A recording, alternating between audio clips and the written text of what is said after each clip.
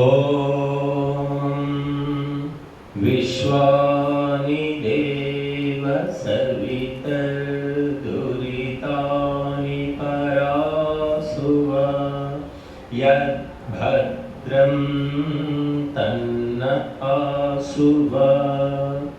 ఓం శాంతి శాంతి శాంతి. మహర్షి దయానంద వృద్ధాశ్రమం నందివైపు ఇక్కడ ఉన్నటువంటి సాధకులు, అలాగే రవీంద్రనాథ్ గారు, కళ్యాణి గారు, నిర్వాహకులు, వారికి అందరికీ సాదర వందనాలు.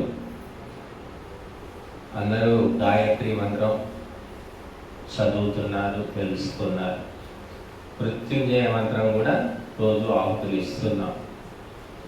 రెండు మహామంత్రాలు, ఒకటి బుద్ధి రావడానికి, ఒకటి మరణ భయం తప్పించుకోవడానికి.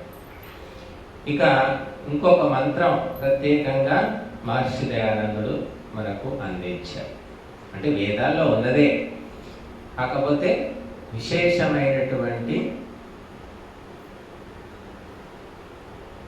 ప్రత్యేకత దానికి వారు చూపించారు.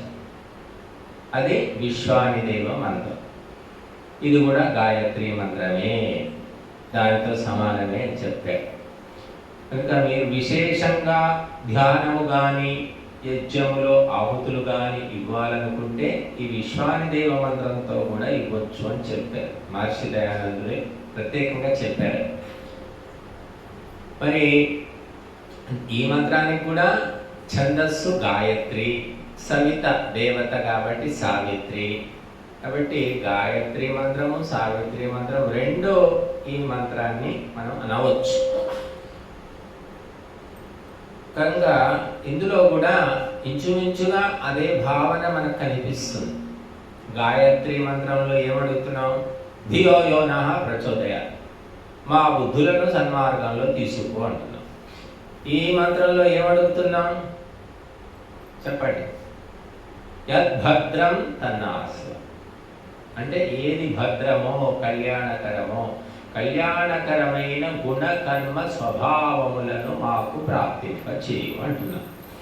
ఇందులో కూడా మనం అదే కోరుతున్నాం. ఇచ్చుమిచ్చు కళ్యాణకరమైన గుణకర్మ స్వభావాలు ఎప్పుడు వస్తాయి? నీకు బుద్ధి ఉంటే కదా వచ్చింది. కాబట్టి అంతరార్థం మూల సూత్రం ఒకటే. కనుక మరి ఈ మంత్రం కూడా చాలా విశేషమైనటువంటి ప్రచోదనం, అంటే ప్రేరణ కలిగించే శక్తి కలిగి ఉంది. మంత్రాలంటే ఊరికే వల్ల వేసుకోవడం కాకుండా అంతరార్థం కూడా తెలుసుకొని తదనుగుణంగా మనం నడుచుకోవాలి, చింతనం చేయాలి. కనుక ఈ మంత్రం మనకు రెండు అంశాలు ఉన్నాయి, అంతే, ఎక్కువ ఏం లేదు ఇందులో. అందులో మొట్టమొదలేమో భగవంతుని వేడుకుంటున్నాం, దేవా సవిత అనేవి రెండో భగవంతుని పేరు. భగవంతుడు, దేవుడు అనగానే మగవాడు అనుకుంటారు చాలా. భగవంతుడు అనేది పుల్లింగ శబ్దం, అది స్త్రీలింగంలో భగవతి. భగవతి అనుకో, పుల్లింగం నచ్చకపోతే స్త్రీలింగంలో అనుకో.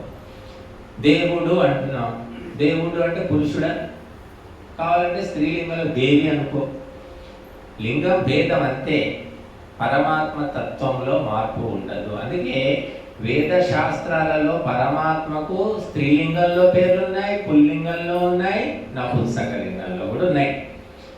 కాబట్టి భగవంతుడు లింగ అతీతుడు, స్త్రీ కాదు, పురుషుడు కాదు, నపుంసకలింగం కాదు. లింగం ఎవరికి ఉంటుంది?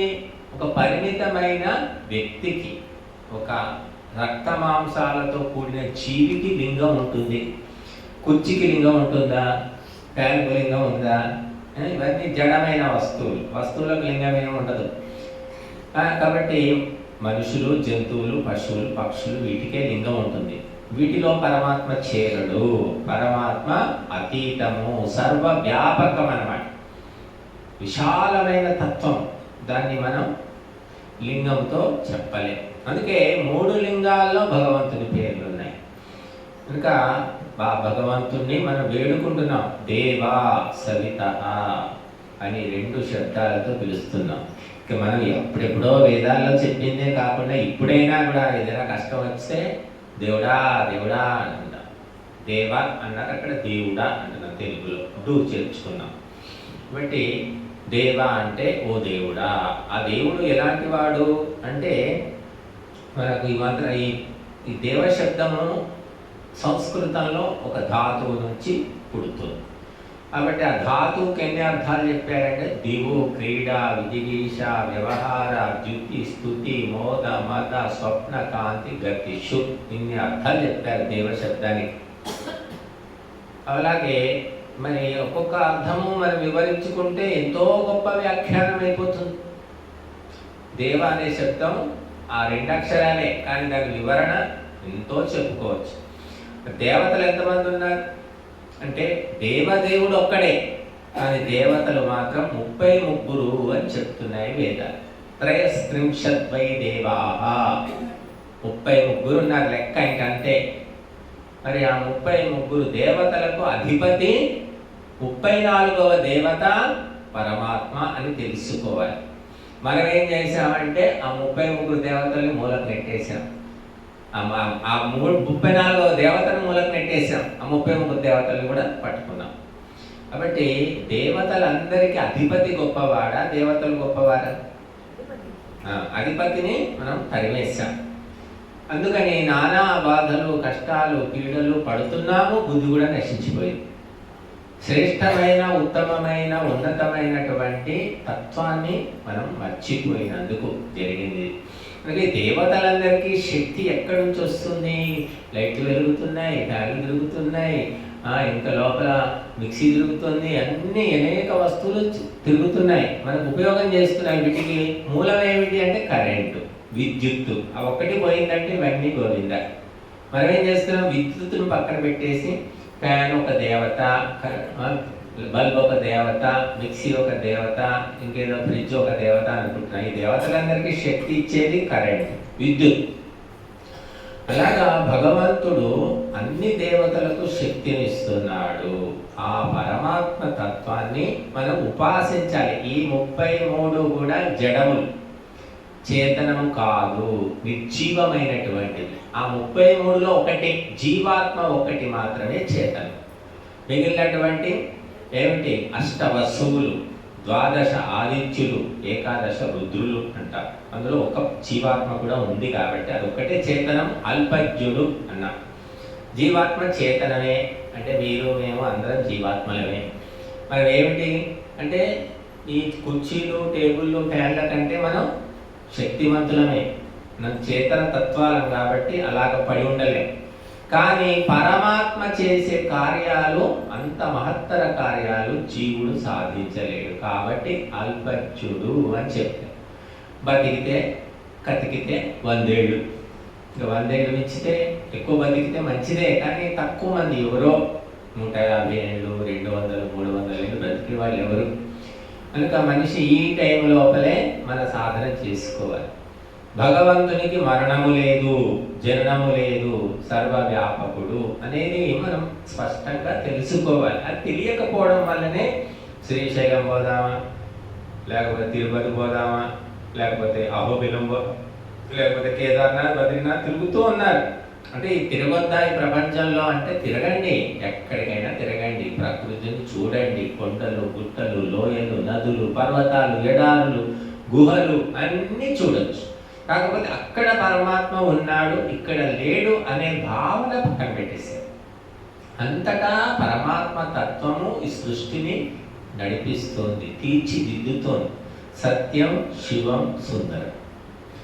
పరమాత్మ ఆ విధంగానే, ఆ ప్రకృతి కూడా ఆ విధంగానే ఉంది. సుందరంగా చేశాడు భగవంతుడు, వికారంగా చేయలేదు. వికారంగా చేసుకుంటే ఎప్పుడో వైరాగ్యం వచ్చి చచ్చేది. సుందరంగా చేశాడు కాబట్టి మాయలో పడి మనకు వైరాగ్యం ఎన్నేళ్ళు వచ్చినా రావట్లేదు. వచ్చినట్టు అనిపిస్తుంది కానీ రాదు. బట్టి వైరాగ్యం రావాలంటే ఏం కావాలి? శాశ్వతమైన ఆ వేద జ్ఞానము రావాలి. అందుకే దేవా అంటే ఓ పరమాత్మ, దివ్యమైన గుణకర్మ స్వభావములు కలిగిన వాడు. మళ్ళీ నిరుక్తల్లో చెప్పాడు యాస్కుడు. దేవో దానాద్వా ద్యోతనాద్వా దీపనాద్వా ద్యుస్థానో భవతీతి వా అని చెప్పాడు. దేవతకు ఈ 4 లక్షణాలు ఉంటాయి అని చెప్పి, తల్లి దేవత, తండ్రి దేవత, గురువు దేవత, ముగ్గురు ప్రధాన దేవతలు మానవ లోకంలో. ఇక్కడ బ్రహ్మాండంలో ముగ్గురు దేవతలు ఎవరు? భూమి మీద దేవత అగ్ని, అంతరిక్ష దేవత విద్యుత్తు, ద్యులోకంలో దేవత సూర్యుడు. ఈ ముగ్గురు లేకపోతే అంధకారమే. కనుక ఈ దేవతల పని ఏమిటి అంటే దానం చేయడము, ఇవ్వడం అన్నమాట. సూర్యుడు మనకి ఇస్తున్నాడు, మనం సూర్యుడికి ఏమి ఇస్తున్నాం? ఏమి. అలాగే ద్యోతనము అంటే ప్రకాశింపజేస్తున్నాయి, అవన్నీ కూడా వెలిగింపజేస్తున్నాయి. సూర్యుని వల్ల చంద్రుడు వెలుగుతున్నాడు. చంద్రుడికి వెలుగు ఎక్కడి నుంచి వస్తుంది? సూర్యుడి నుంచే కదా. ద్యుస్థానో భవతీతివ అంటే అత్యంత ఉన్నత స్థానంలో ఈ దేవతలు ఉన్నారు. ద్యుస్థానం అంటే భూమి, అంతరిక్షం, ద్యుస్థానం దేవలోకం అంటారు. అక్కడ పైన అన్నిటికంటే ఉన్నత స్థానంలో ఉంటారు దేవత. తల్లి ఉన్నత స్థానం. తర్వాత సెకండ్ క్లాస్ ఎవరు అంటే తండ్రి. గురువు ఎక్కడ అంటే థర్డ్ క్లాస్. అది మనకు చెప్తున్నాయి మన ఉపనిషత్తులు. మాతృదేవో భవ, పితృదేవో ఆచార్య. మొదలు ఆచార్య దేవో భవ చెప్పలేదే. ఏం చేస్తాడు? గురువు పుట్టగానే గురువు వచ్చి ఏం చేస్తాడు? పిల్లవాడి జోల పడతాడా? ఉయ్యాలుతాడు? చేయలేదు. ఆ పని చేయాల్సింది తల్లి, పాలు ఇచ్చేది, పెంచేది. కాబట్టి ఆ మొట్టమొదటి దేవత. మొట్టమొదటి కళ్ళు తెరవగానే చూసేది ఎవరిని? తాకేది ఎవరిని? కాబట్టి తల్లి. కాబట్టి అది సహజం అన్నమాట.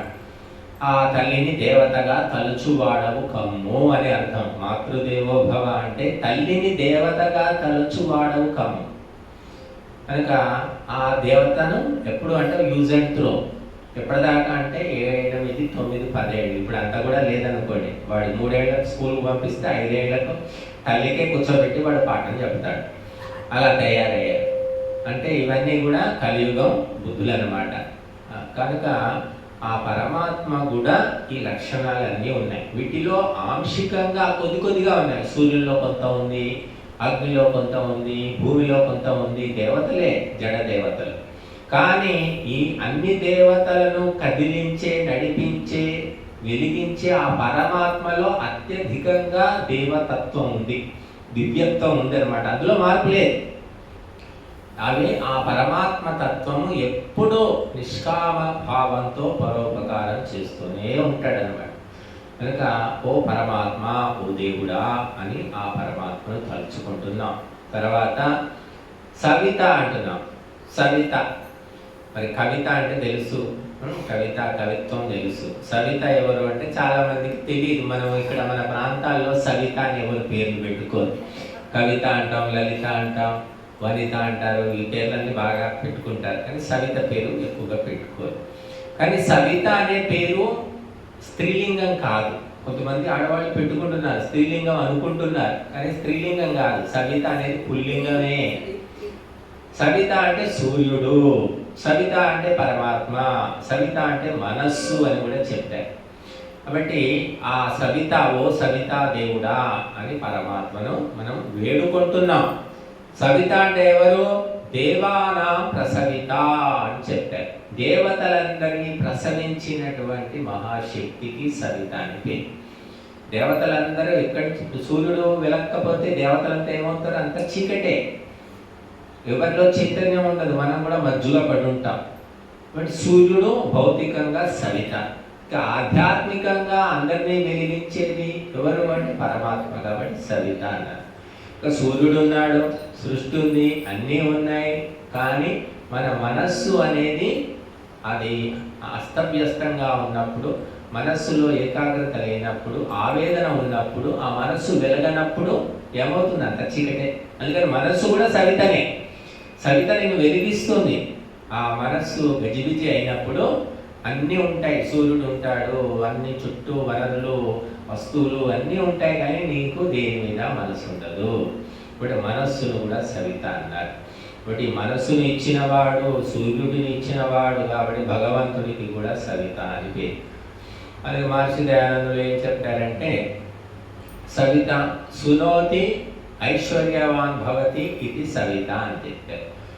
భగవంతుడు ఈ సృష్టినంతా చేసి ఈ సృష్టి అనే ఐశ్వర్యంతో కలిసి ఉన్నాడు. సృష్టి వేరుగా, సృష్టికర్త వేరుగా లేదు. భగవంతుని యొక్క ఐశ్వర్యం ఈ ప్రపంచం అంతా ఎవ్వరూ తీసుకుపోవడానికి వీలేదు. వాడుకోవడం, ఇక్కడ పెట్టేసిపోవడం అంతే. ఇక్కడైనా ఎవరైనా వచ్చిన వాళ్ళు ఏదైనా తీసుకుపోతే తీసుకుపోతారు, మనకు తెలియదు. కానీ ఈ భగవంతుని సృష్టిలో ఏ ఒక్కటి గుండు సూది కూడా తీసుకుపోవడానికి వీలు. అన్ని కూడా చివరికి ఈ శరీరాన్ని కూడా బూడిద చేసి ఇక్కడ అప్పచెప్పిపోవాలి. కాబట్టి సవిత, సమస్త సృష్టిని చేసినటువంటి వాడు ఐశ్వర్యవంతుడు అని భగవంతునికి అర్థం. భగవంతుని ఐశ్వర్యం ఎప్పుడు తగ్గదు కాబట్టి నిత్య ధనవంతుడు. మన ఐశ్వర్యం ఉంటుంది, పోతుంది, ఏమవుతుందో కూడా తెలియదు. కాబట్టి ఆ పరమాత్మను 2 పేర్లతో ఈ మంత్రంలో పిలుస్తున్నాము. దేవా, ఓ దేవుడా, సవిత, ఓ సకల జగదుత్పాదక అని అర్థం. ఆ పరమాత్మను పిలిచి ఏమడుగుతున్నాము? విశ్వాని దురితాని పరాశుభ, అన్ని దురితాలను దూరము చేయి అంటే. దురితాని అంటే దురితములంటే ఏమిటి అంటే మహర్షి దయానందుడు 3 అర్థాలు చెప్పాడు. దుర్గుణం, దుర్వ్యసన, దుఃఖ అన్నాడు. దుర్గుణాలు, దుర్వ్యసనాలు, దుఃఖాలు, ఈ 3టికి దురితాలని పేరట. దుర్గుణాలు వదిలిపెట్టాలి. దుర్వ్యసనాలు, బ్యాడ్ హ్యాబిట్స్ అంటాం, చెడు అలవాటు వదిలిపెట్టాలి. దుఃఖాలు, 3 రకాల దుఃఖాలు ఉన్నాయి. ప్రధానమైన దుఃఖాలు 3. అవి కాకుండా చిల్లర దుఃఖాలు పోలేడు ఉన్నాయి మనకు. జన్మ దుఃఖం, జరా దుఃఖం, వ్యాధి దుఃఖం, పునః